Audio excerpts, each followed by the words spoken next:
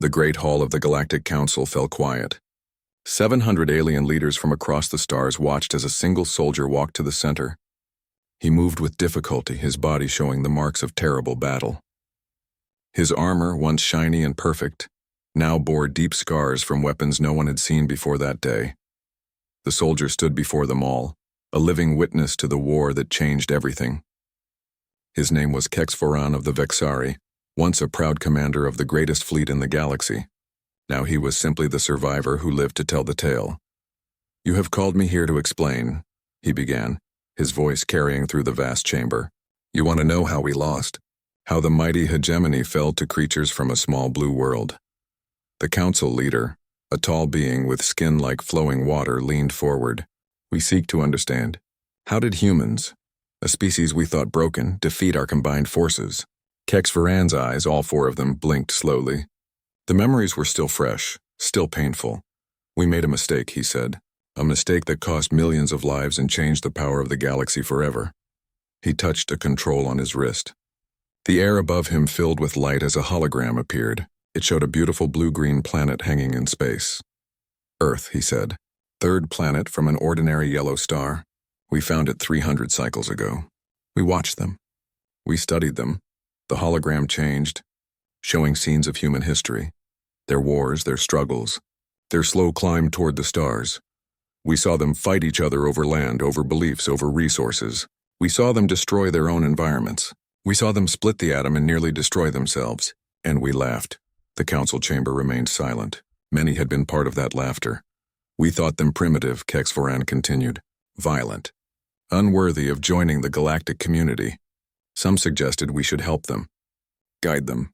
But the hegemony saw only a rich world ripe for taking." The hologram shifted again, showing massive mining ships approaching Earth. "We decided their planet had valuable resources. We decided they were too divided to stand against us. We decided they would make good slaves for our minds." Kexvoran's voice grew harder. "We were wrong. About everything."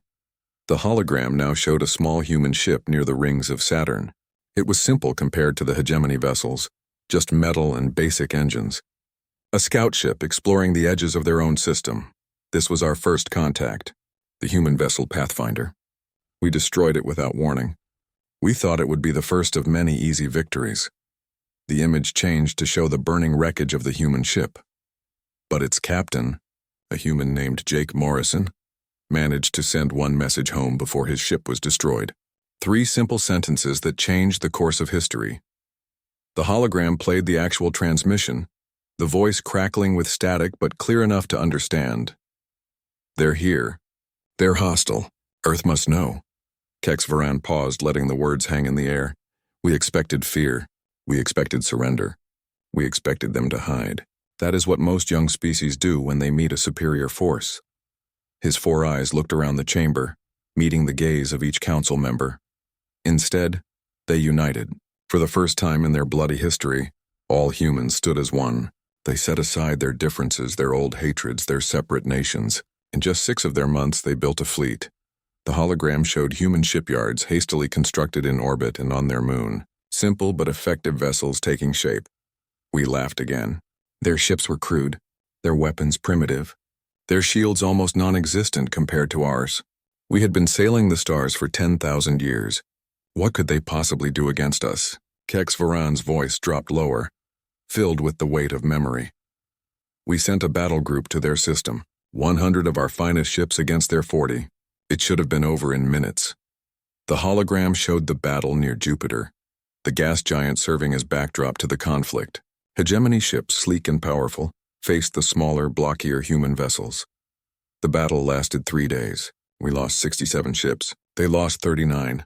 Murmurs filled the council chamber. Such losses were unheard of. "You don't understand yet," Kexvoran said. "Let me show you why we lost." The hologram zoomed in on one human ship, heavily damaged, its hull breached in multiple places. By our standards, this ship was defeated. It should have surrendered or retreated. Instead, the image showed the damaged human vessel driving straight toward a hegemony cruiser, engines burning beyond safe limits. They rammed us. They turned their dying ships into weapons.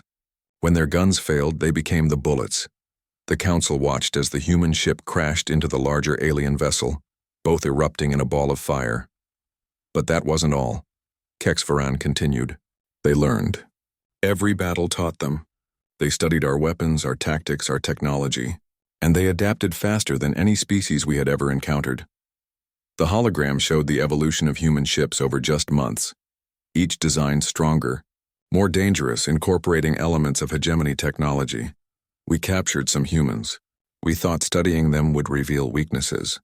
Instead, we found more reasons to fear them. The image changed to show a human prisoner. Despite being injured and bound, the human's eyes burned with defiance. Our scientists discovered something remarkable. Humans evolved as persistence hunters. In their early history, they would chase prey until it collapsed from exhaustion. They can endure pain, hunger, and hardship better than almost any species we know, and they never ever give up. Kexvaran touched his scarred face, tracing a burn that ran from eye to jaw. I learned this personally. My ship captured a human vessel. We thought all aboard were dead. But one survived, a female soldier named Sarah Chen. Badly wounded, she still managed to sabotage our engine core before we stopped her. The memory clearly pained him. Before she died, I asked her why humans fought so hard when victory seemed impossible. Do you know what she said? The council waited in silence. She said, "Because we remember dinosaurs." I didn't understand then.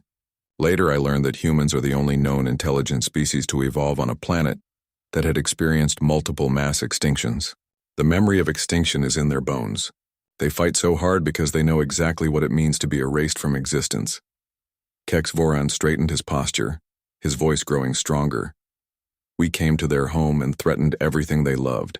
We awakened something ancient and terrible in them, the absolute refusal to disappear. The hologram showed the turning point of the war, a massive battle near Earth's moon, where the full human fleet engaged the hegemony armada. The galaxy expected humanity's silence, Kexvaran said, his voice echoing through the chamber, but heard the thunder of warships. The hologram in the council chamber shifted, showing the early days before the war. Kexvaran continued his testimony, his voice steady but haunted. Before we attacked, we spent years watching Earth. Our observers studied their broadcasts, their internet, their conflicts. We thought we understood them. The image showed Jin Ha, a tall, slender alien with six-fingered hands and skin that shimmered like oil on water. He stood before the hegemony high command, pointing to data about humans. Jin Ha was our foremost expert on emerging species, Kexvaran explained. He had studied humans longer than anyone. In the hologram, Jin Ha spoke with passion. These humans are different. They create art about meeting aliens. They dream of the stars. Many of their stories show peaceful first contact. We should approach them with care, the high command laughed. One leader with scales like burnished gold dismissed him with a wave. They also have stories about killing each other. Their history is nothing but war. Jinha tried again. That's why we should be careful. They understand conflict better than most species. Enough, the commander cut him off. Your job is to study them, not defend them. Kexvaran paused the hologram. Jinha was right. We should have listened. The image changed to show Harin, the military strategist. Her body was compact and powerful, built for the high gravity of her homeworld. Her skin was deep purple, marked with the symbols of 100 successful campaigns. Harin was our top military mind, Kexvaran said. She had never lost a battle. In the hologram, Harin studied human military capabilities. Their weapons are primitive. Their ships are slow. Their defenses are weak. We can take their planet with minimal losses. Another alien, Quan, stepped forward. He was small, with large eyes and delicate limbs. I disagree. My biological studies show humans have unusual traits. They heal quickly. They can survive extreme conditions. And they work together when threatened. Harin dismissed his concerns. Numbers don't lie. Our ships outnumber theirs 1,000 to 1. Our weapons are centuries ahead. This will be easy. Kexvaran stopped the recording again. Harin had never faced humans before. None of us had. The council watched as the hologram showed the first human ship detected beyond their moon. The Pathfinder was small with simple engines and basic sensors. Captain Jake Morrison and his crew of 12 were on a routine mission to study Saturn's rings. They never saw us coming, Kexvaran said quietly. The hologram showed a hegemony scout ship firing on the Pathfinder without warning. The human vessel, caught by surprise, tried to run.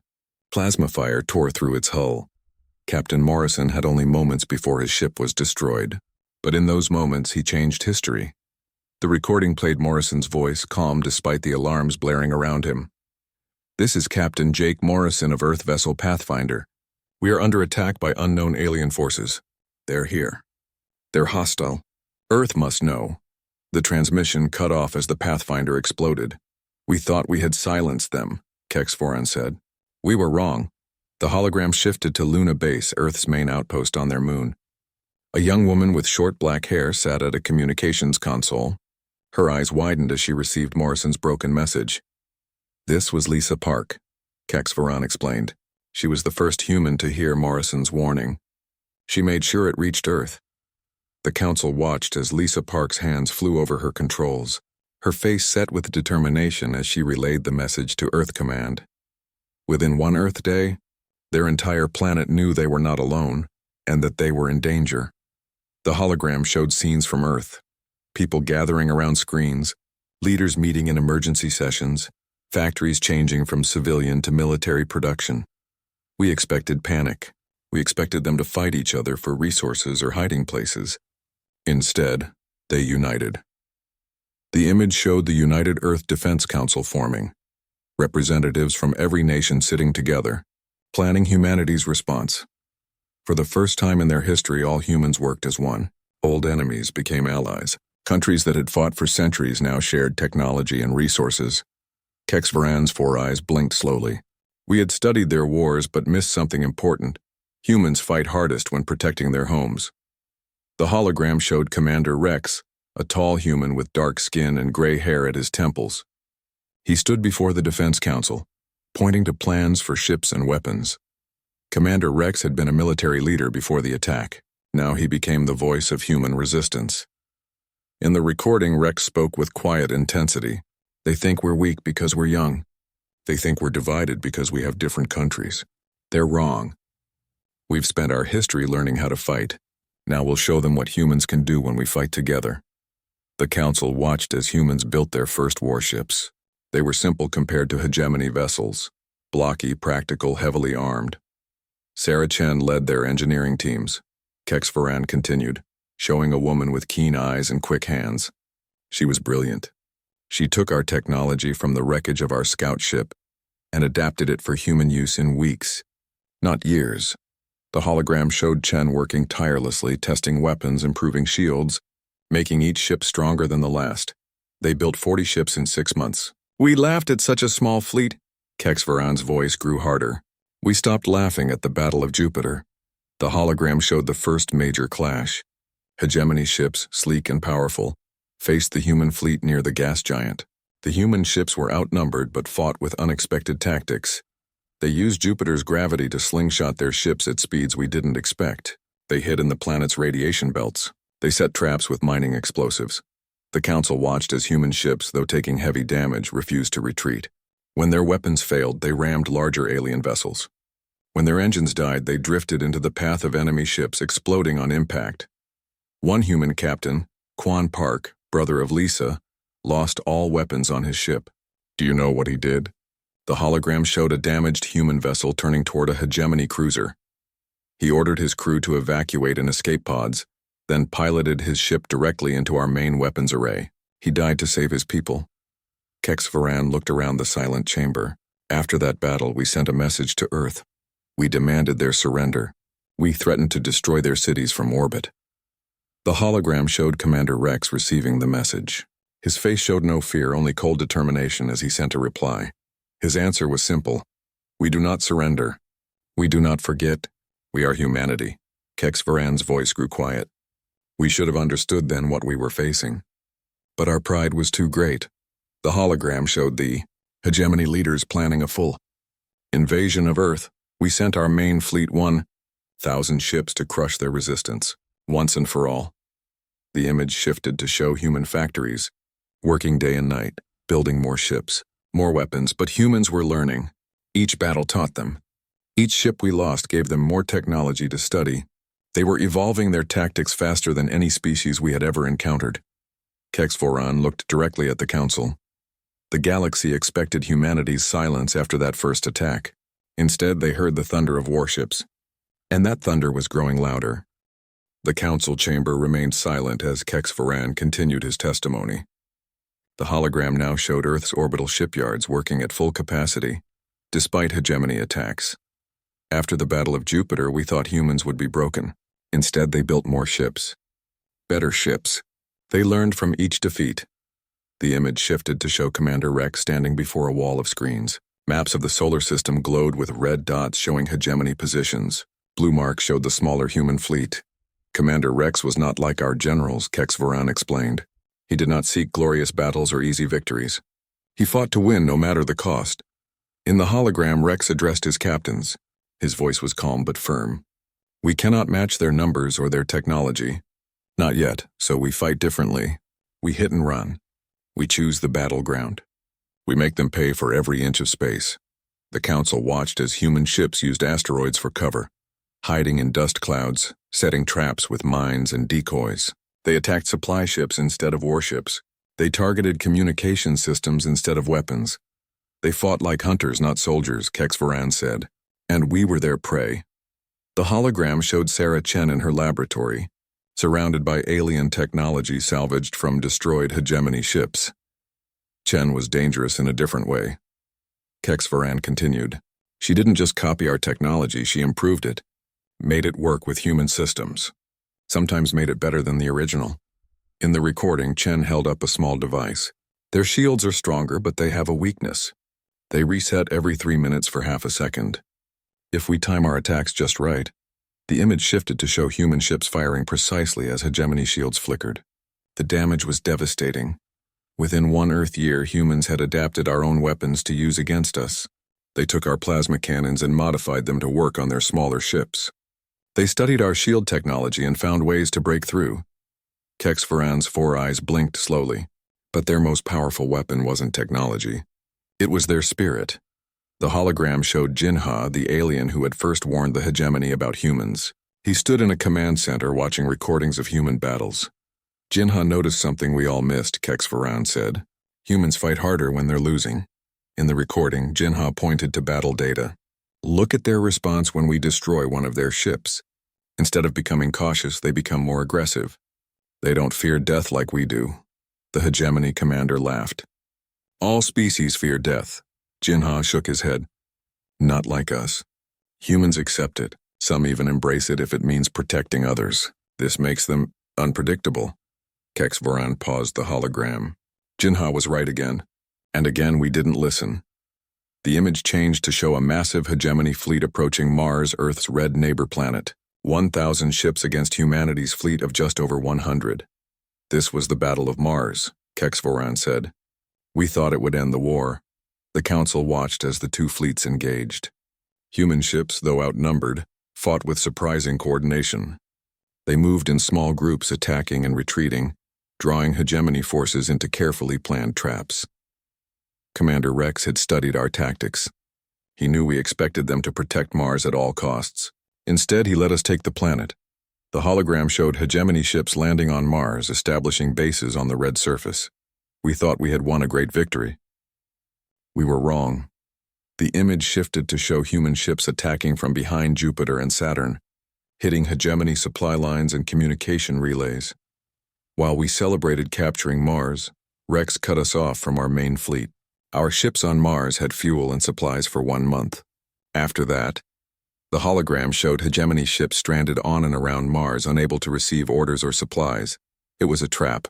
One we walked into willingly. Kex Varan's voice grew quieter.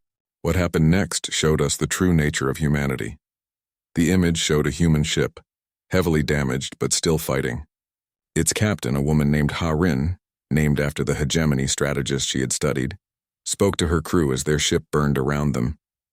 We cannot win this battle, she said calmly, but we can make sure others do. Evacuation pods ready. I'll stay and guide the ship. The council watched as the crew escaped while Captain Ha-Rin piloted the dying vessel directly into a hegemony command ship. Both erupted in flames. 1 human, 1 ship, and she destroyed our flagship and Admiral Zextor, our greatest military mind. Kex Varan looked around the chamber. Would any of you sacrifice yourselves so readily? I would not have before I met humans. The hologram showed more battles across the solar system. Each time humans lost ships and lives but learned and adapted. Their tactics evolved. Their technology improved. Their resolve never wavered. The turning point came when we least expected it, HFY continued. The image showed a small human vessel approaching a hegemony science ship. It appeared damaged, drifting. We thought it was abandoned. A derelict. We brought it into our ship to study human technology. The council watched as the hegemony crew opened the human vessel. Inside was a single human, badly injured but alive. This was Jake Morrison's son, Michael. He had volunteered for what they called a ghost ship mission. High risk, little chance of survival. In the recording, the human was brought to the hegemony medical bay. He appeared unconscious as alien doctors examined him. We didn't know humans could slow their heart rate, appearing nearly dead, another trick from their evolution as hunters. The hologram showed the human suddenly moving, breaking free of his restraints. Despite his injuries, he fought with desperate strength, reaching a control panel. He transmitted our ship's location, shield frequencies, and weapon systems back to Earth before we could stop him. Then he triggered explosives hidden in his own body. The council watched in horror as the human detonated, damaging the hegemony ship's bridge. One human, one sacrifice, and our entire defense network was compromised. HFY's voice grew heavy with memory. After that, humans launched what they called Operation Thunderclap. The hologram showed hundreds of human ships emerging from hiding places throughout the solar system. They had been building in secret, gathering strength while appearing weak. They struck all our major positions simultaneously.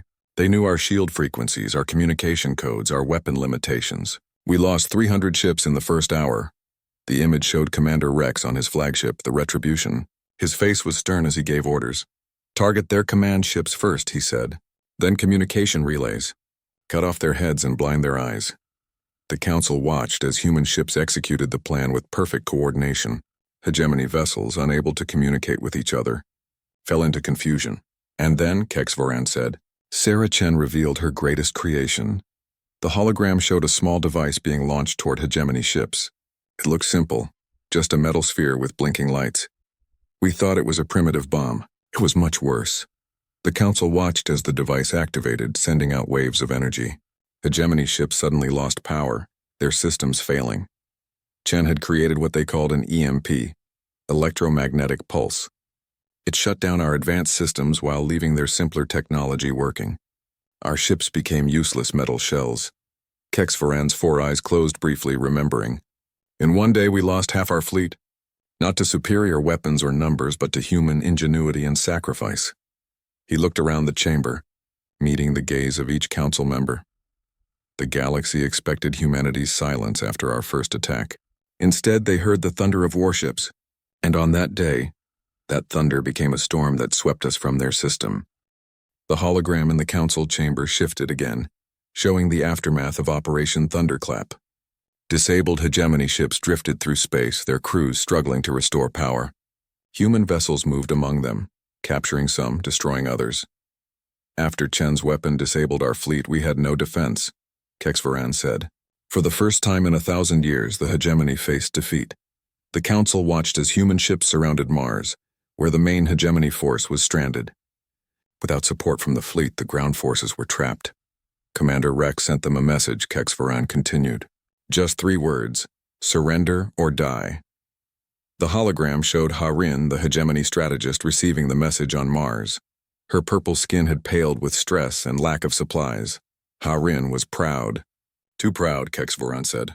She sent back one word: never.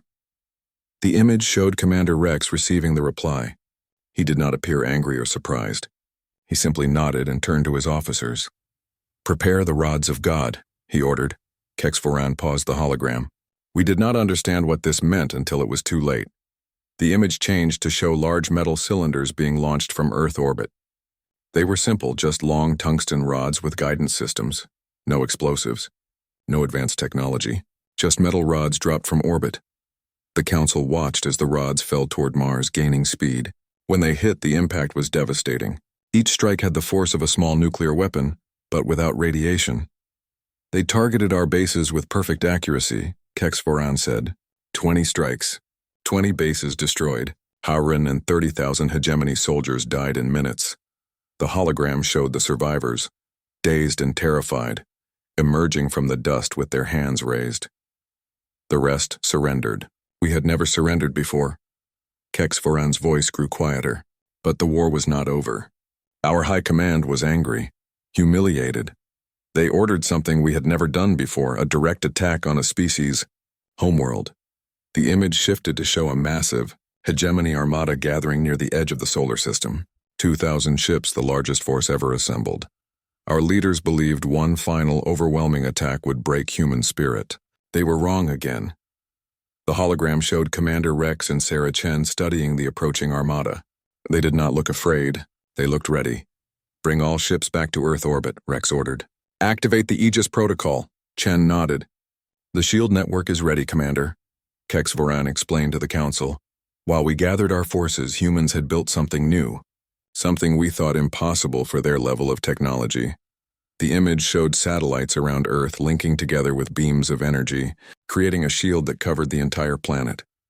Chen had adapted our shield technology and expanded it. Earth was now protected by a barrier stronger than anything we had. The Council watched as the hegemony armada approached Earth. Their ships fired everything they had at the shield. It flickered but held. For 3 days we bombarded Earth. The shield weakened but never broke. And while we wasted our weapons, humans prepared their response. The hologram showed human ships gathering behind Earth's moon, hidden from hegemony sensors. Not hundreds of ships, but thousands. They had been building in secret, deep in asteroid belts and on the dark side of moons. Each ship was small, crewed by just 3 or 4 humans. But there were so many. Kex Voran's voice filled with remembered awe. 5,000 ships, more than twice our number. The image showed Commander Rex on the bridge of the Retribution. He looked at a display showing the hegemony fleet still firing at Earth's shield. "They've committed everything to the attack," he said. "Their rear is exposed. Launch Operation Hammerfall." The Council watched as the human fleet emerged from behind the moon. They moved in perfect formation, thousands of small ships flowing like water around the larger hegemony vessels. "They didn't target our weapons or engines," Kex Voran said. "They targeted our sensors and communication arrays. Within minutes, our fleet was blind and deaf." The hologram showed hegemony ships firing wildly, unable to hit the smaller, faster human vessels. Some hegemony ships accidentally hit their own allies in the confusion. And then came their boarding parties. The image zoomed in to show small human craft attaching to hegemony ships. Armored humans cut through hulls and entered. We had never faced enemies inside our own ships before. We didn't know how to fight in our own corridors. The Council watched as humans moved through hegemony vessels with practiced skill. They wore heavy armor and carried simple but effective weapons. They fought in small teams, covering each other, moving with coordination that spoke of long training. They had been practicing for this moment, Kex Voran said, using the ships they had captured earlier. They had learned our layouts, our security systems, our weaknesses. The hologram showed a human team reaching the bridge of a hegemony dreadnought. The alien crew tried to fight but were quickly overwhelmed. One by one, our ships fell. Not destroyed, but captured. By the end of the day, humans controlled half our fleet. Kex Voran touched his scarred face again. "I was on the command ship when they boarded. I saw them fight. I fought them myself." The image showed Kex Voran, younger and unscarred, facing a human soldier. The human was smaller but moved with deadly purpose. This was Lisa Park, the communications officer who had received the first warning. She had become a soldier, leading a boarding team. The Council watched as Park and Kex Voran fought. The Vexari was stronger, but the human was quicker. When Kex Voran knocked her down, she got back up. When he injured her arm, she fought with the other. "She should have died 3 times in that fight," Kex Voran said. But she refused to stay down. The hologram showed Park finally overcoming Kex Voran, her weapon at his throat. "I expected death. I would have given it in her place." Instead, the human pulled him up and bound his hands. "Your people started this war," she told him. "We're going to finish it. But we're not like you. We don't kill prisoners." Kex Voran looked around the Council chamber. "That was the moment I began to understand humans. They can be more merciful than us even in victory, or more terrible than us when protecting their own." The hologram showed the aftermath of the battle. Hundreds of hegemony ships captured, hundreds more destroyed, the rest fleeing back toward hegemony space. In one day, The greatest military force in the galaxy was defeated by a species we had dismissed as primitive. The image shifted to show Commander Rex addressing the captured hegemony leaders. His face was stern but not cruel. "You came to our home uninvited," he said. "You killed our people without warning. You threatened our world. Remember this day. Remember what happens when you threaten humanity." Kex Voran's voice grew stronger. The hegemony supreme commander asked what humans wanted. What worlds, what resources, what tribute? The hologram showed Rex's reply. "We want one thing. We want you to leave us alone. Forever." Kex Voran looked at each council member. The war ended that day. The peace treaty was simple. The hegemony would never again enter human space. Humans would not expand beyond their solar system for 100 years. The image showed the signing of the treaty. Human leaders stood tall beside the humbled hegemony commanders. "But humans did not trust us to keep our word," Kex Voran continued. "They kept the ships they had captured. They continued building more. And they placed warning beacons at the edge of their system." The hologram showed a simple metal object floating in space. On it was written in many languages. "This marks the boundary of human space. Cross at your own risk." Kex Voran's voice grew quiet again. The galaxy expected humanity's silence after our first attack. Instead, they heard the thunder of warships. And that thunder continues to echo, warning all who might threaten Earth again. The council chamber remained silent as Kex Voran's testimony neared its end. The hologram now showed the years following the war, a galaxy forever changed by humanity's emergence. "It has been 50 years since the Treaty of Earth," Kex Voran said. "Many thought humans would break their promise and expand beyond their system before the 100 years were complete. They have not." The image showed human ships patrolling the edges of their solar system. They were different now, larger, more advanced, clearly incorporating both human innovation and alien technology. "But they have not been idle," Kex Voran continued. "They have transformed their system in ways we never imagined possible." The hologram displayed Mars, once a red desert, now with blue oceans and green continents. Human cities gleamed under protective domes. They changed Mars to be more like Earth. They call it terraforming. In 50 years, they made a dead world live.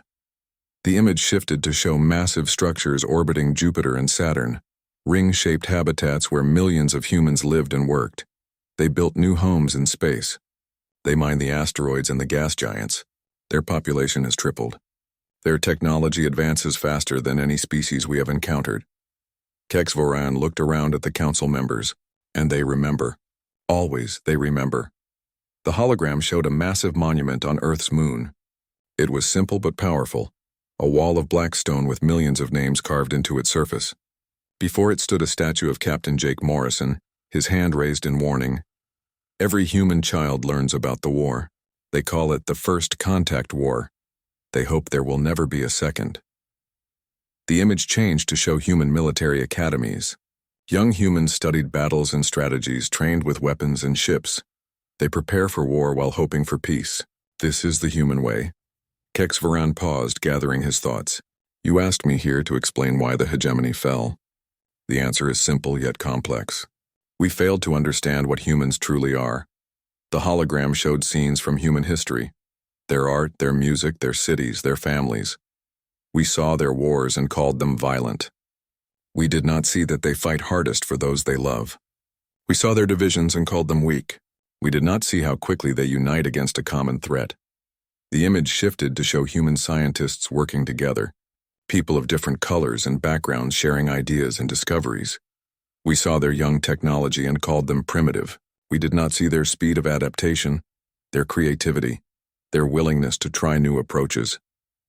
Kex Voran's 4 eyes blinked slowly. Most of all, we did not understand their relationship with death. The hologram showed a human cemetery.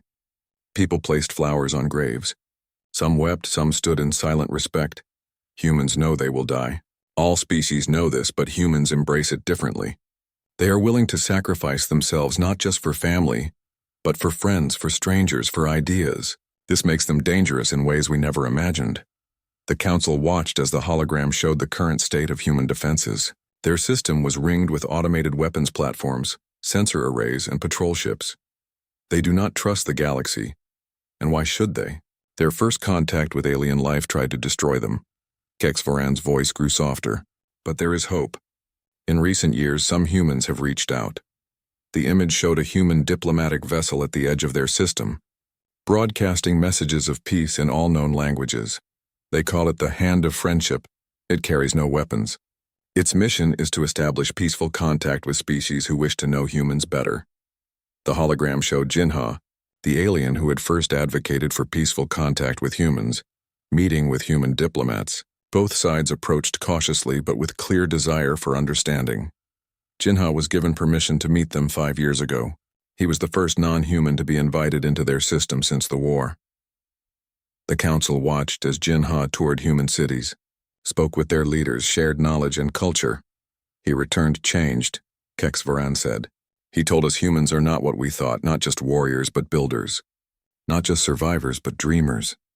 The image showed Jinha addressing the Hegemony Council, much as Kexvoran now addressed the Galactic Council. Humans remember the war, Jinha said in the recording, but they do not wish for another. They build their defenses not from hatred but from caution. They are willing to forgive, but they will never forget. Kexvoran nodded slowly. Jinha was right again. Humans can forgive even after terrible wrongs, but their memory is long. The hologram showed human children in a classroom. On the wall hung pictures of Earth before the war, green and blue and beautiful. Beside it hung images of the battles, the sacrifices, the victory. Every human knows the cost of that war. Every human is taught to be ready if war comes again. Kexvoran touched a control, and the hologram changed to show something unexpected. A human ship rescuing a damaged alien vessel near the border of their system. 3 years ago, a merchant ship from the Trellan Confederation drifted into human space with failing life support. By our laws, by the laws of most species, they could have destroyed it for violating their territory. The council watched as humans in protective suits boarded the alien ship, helped the injured crew, repaired their systems. Instead, they saved them, repaired their ship, sent them home with medical supplies and food. Kexvoran looked around the chamber. The Trellans asked why. The human captain's answer was simple: because that's what humans do. The hologram showed more recent events, cautious diplomatic exchanges between humans and various species. Small at first, then growing. In the 50 years since the war, humans have slowly, carefully built relationships with 12 species. Trade agreements, cultural exchanges, scientific cooperation. The image shifted to show a human space station at the edge of their system. It was marked with symbols of many worlds, a neutral ground where different species could meet. They call it Harmony Point, a place where humans and non-humans can learn about each other without fear. Kexvoran straightened his posture. I have been there. After the war, after my capture, I spent 10 years studying humans, learning their languages, reading their histories, understanding their nature. The hologram showed an older Kexvoran meeting with human leaders, including an aged Commander Rex and Sarah Chen. They invited me to help build Harmony Point, to be a bridge between our kinds. The council murmured in surprise. This was not widely known. Yes, Kexvoran said. The human who scarred my face in battle later worked beside me for peace. This is also the human way, to turn enemies into allies when possible. The hologram showed the current state of human technology. Ships that could fold space, weapons that could destroy planets, shields that could withstand any known attack. Make no mistake, Kexvoran warned. Humans remain dangerous, more dangerous than when we fought them. If threatened again, they would fight with even greater skill and power. The image shifted one final time, showing Earth as seen from space. Blue oceans, green lands, white clouds. Beautiful and fragile looking, yet home to the most formidable species the galaxy had ever encountered. I tell you this history not to frighten you, but to warn you. Humans wish for peace. They extend their hand in friendship. But they remember the lesson of first contact. Kexvoran's voice filled the chamber with his final words. The galaxy expected humanity's silence when we attacked them. Instead, they heard the thunder of warships. That thunder has quieted, but it has not ceased. It waits, ready to sound again if needed. He looked at each council member in turn. I advise this council to accept their offer of friendship. Learn from our mistake. Humans make better allies than enemies. Kexvoran bowed his head. That is my testimony. That is the truth of humanity. The hologram faded, leaving only the scarred alien standing in the center of the silent chamber. The council had heard the story of humanity's rise. Now they would decide how to respond to the hand of friendship extended from that small blue world. The galaxy had expected humanity's silence. Instead, they heard the thunder of warships. And now perhaps they would hear something new, the music of peace.